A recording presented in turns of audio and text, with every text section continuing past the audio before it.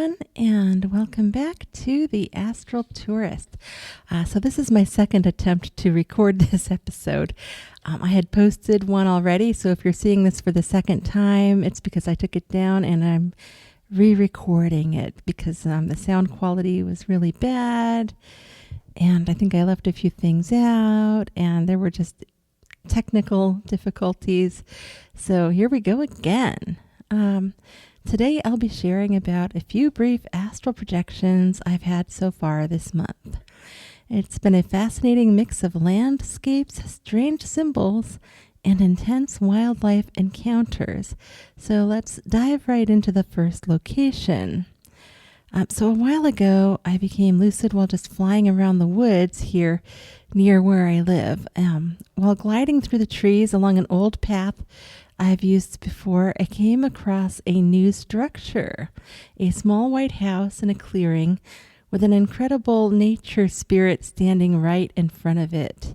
This entity was massive. It was as tall as the house itself. It was made entirely of a smooth, lighter colored wood, completely devoid of bark, with a distinct serene face integrated right into the top part of the wood. Branch-like spikes radiated out all around its form, almost like a defensive crown or armor. So for those of you who have tuned into the podcast who love fairy lore, this entity heavily shares traits with what are known as the ancient tree folk or Spriggans. In Celtic and European folklore, Spriggans are particularly fascinating fae creatures. While they are often depicted in modern fantasy as like small, root-like beings, classical lore actually describes them as powerful, shape-shifting forest guardians. And fairies can be tricky like this. Those of you who have been listening to my fairy playlist will know that already. They can swell to gigantic proportions to protect sacred groves, ancient ruins, hidden thresholds, or even just the little white house. Now, most fairies are really not going to be associated with a house, at least not the forest fae or the tree folk. They're more associated with the forest and the trees and like the heart of the forest. So I think it being by the house was just where it decided to park itself for a while, actually. Being associated with the heartwood of the forest also explains like the barkless, raw, exposed appearance that they can have sometimes. And I feel like inside my own self that these tree folk, these larger ones, are different from the Spriggans, but that's just my, idea about it. It really could be Spriggans just swelling up to that size.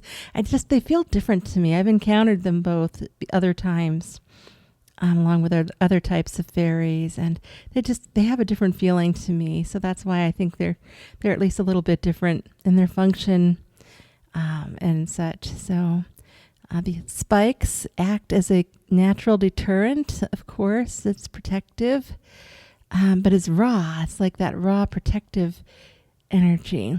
And this one felt like a guardian asserting its dominance, but it also looked really peaceful.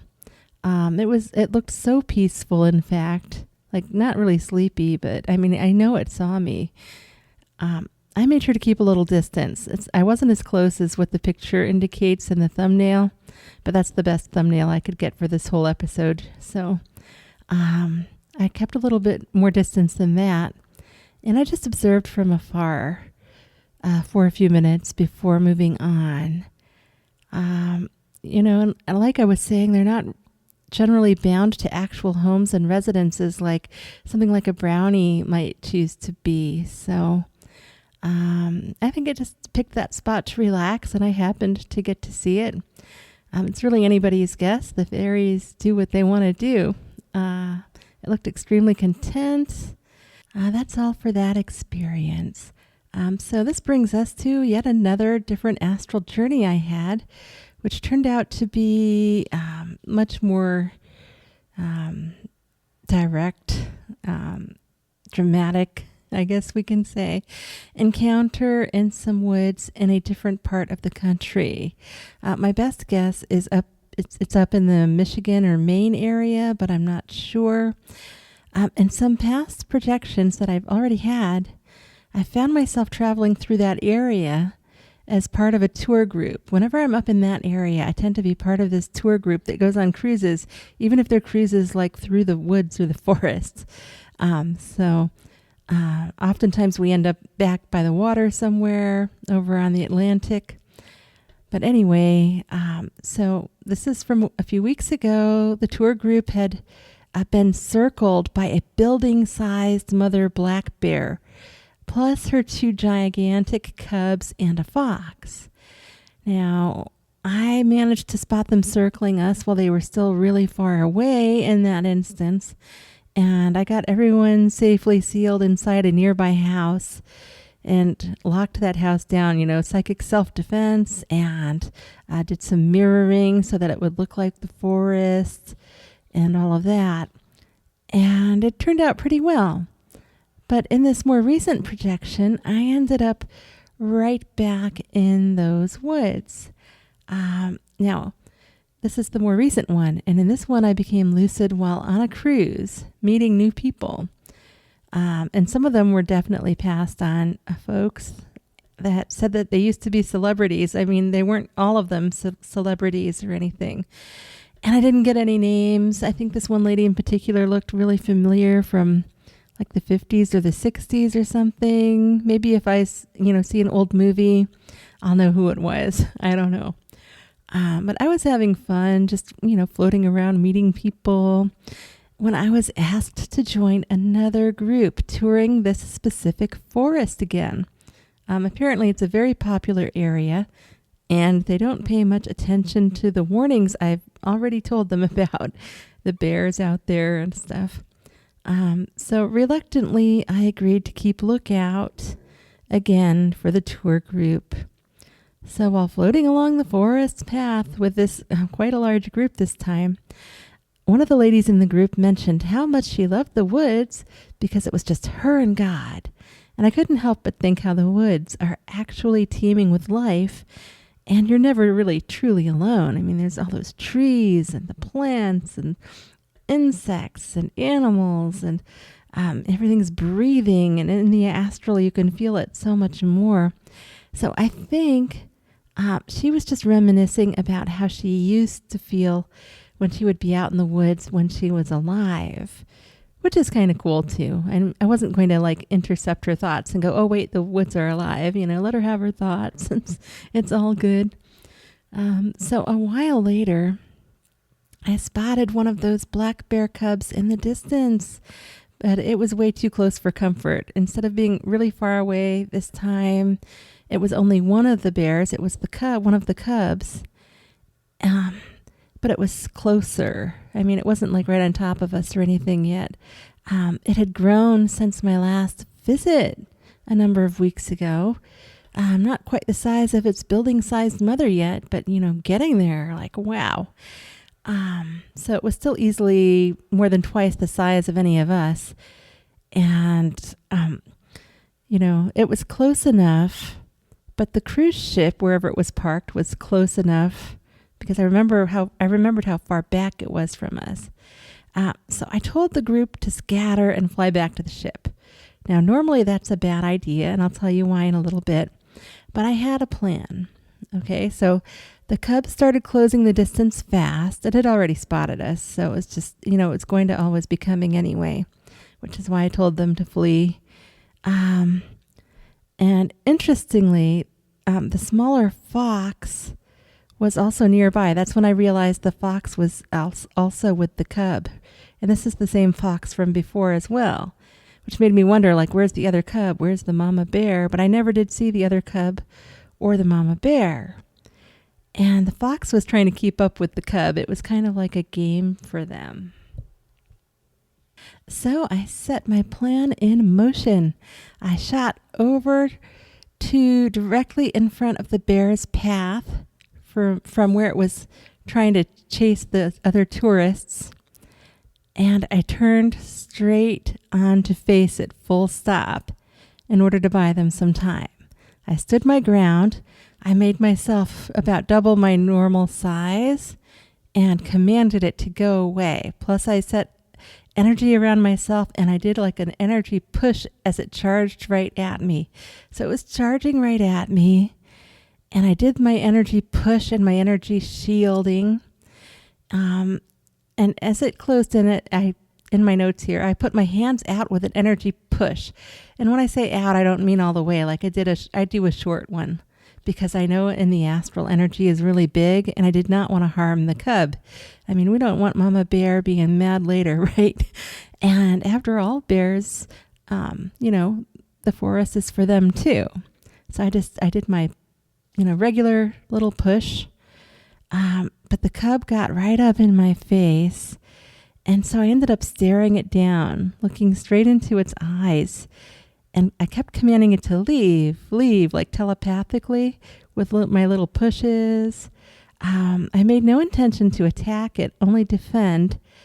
But it was strange because there was like a slow motion effect that happened. Like it was in my energy there, in my shield. And we were nose to nose, and it tried to open its mouth, I don't know, to roar or bite or say something, but it just couldn't break through my energy barrier.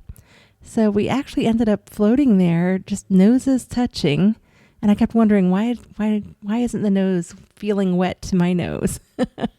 So I tried to put that out of my mind. If you think about the physical too much, you'll wake up. And so I immediately tried to put that thought out of my mind, and we were staring right into each other's eyes. I tried sending it feelings of peace while telling it to go play somewhere else, since I noticed it had been playing with the fox. And it kept trying to push forward with no success, of course.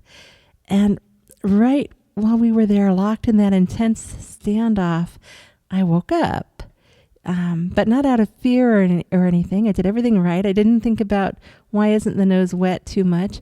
But I guess it was just time for me to wake up. I don't know. So I suppose we can call that one a draw.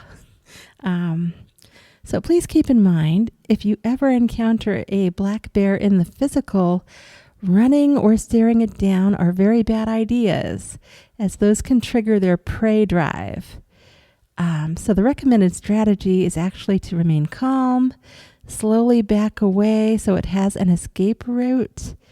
If it approaches anyway, make yourself look larger by waving your arms slowly. Be loud, stand your ground. You can scream, go away at that point. Do not play dead with a black bear. The usual advice is a bit different, though, for a brown bear. For those, it is advised to play dead. I'm no expert here. This is just the general information that I've learned growing up in these rural areas. And if it helps somebody out there one day, great. But for the sake of astral projection, I didn't have to worry about anything like that, right? So that's why I told the group to flee. Since I already knew, we're just in the astral plane. I planned to intercede while they got back to the cruise. I mean, I figured the worst that could happen to me was that I would wake up and, astral project again somewhere else. No big deal for me. They had a cruise to finish, and, I knew I was going to wake up pretty soon anyway. So that's why I chose that decision in that moment. So another astral projection I had, which happened after the one with the bear, took me away from the wild forests and into an entirely different realm. As I was falling asleep, I phased into what felt like a healing Japanese temple garden. I just immediately phased that time. Sometimes I actually get up out of my body, I float out. Other times I go from a dream, but this time it was just like a phase shift, which also happens for me sometimes. Other times I'm up and I'm out. I have a blackout phase. So I guess I've just been doing this so long that I just go with whatever's working. So I was just automatically phasing, and this was an autonomous one. I had not made any intentions that I recall that particular evening. The atmosphere was incredibly peaceful, filled with the grounding scent of wood and a gentle wind rustling through a giant cherry blossom tree. I couldn't smell the cherry blossoms, but I could smell like a deep wood smell. It was really cool. Different, but cool. And it was sending these pink petals floating through the air. And just the vibe there was incredible. And what made this spot truly unique was the iconography. Directly behind the tree, painted on a wall, was a giant simplified drawing of a single all-seeing eye. Instead of regular eyelashes, they completely encircled the eyeball like a radiant sun. Off to the sides were all kinds of unusual trees and flowers that I did not recognize, like maybe alien ones, maybe not. I mean, I just don't know. So I was floating there, just taking it all in. Like I had immediately phased into this super healing area. And, I wasn't going to complain. Nobody else was there, though. So unlike the defensive energy of the Spriggan or the raw challenge of the bear cub, this space felt just like a sacred, quiet sanctuary of pure healing energy and heightened awareness. I floated there in perfect peace for a while, just soaking in the healing energies. So it just goes to show that whether you're observing a silent forest guardian, holding the line against a giant bear, or visiting a peaceful garden of seeing, the all-seeing eye there, the astral plane is always full of surprises. And, since these, I'm going to add on one more. I was in another Mallworld, of course, and the main thing that I remember about this one was that it was super futuristic, mainly all metallic, and I was going to this buffet. I ended up being assigned at table 9, which was a bright white glowing table. And the most interesting thing about this one wasn't only the structure of the mall itself, which was massive and sprawling through the city. The soup. I was really interested in the soup because somebody had recommended the soup. Well, there were only these small bowls for the soup, but when I looked into the main pot to scoop the soup out of, nothing was cut up. There were giant strips of bacon, ham, whole carrots, whole zucchinis. I mean, there was no way this stuff was going to fit in the little bowl. So, the astral plane can be really funny sometimes and out of proportion. I tried anyway, and of course, stuff spilled out of my bowl, but I still got some broth out of it. So, yay for me. Thanks so much for tuning in, and happy astral travels.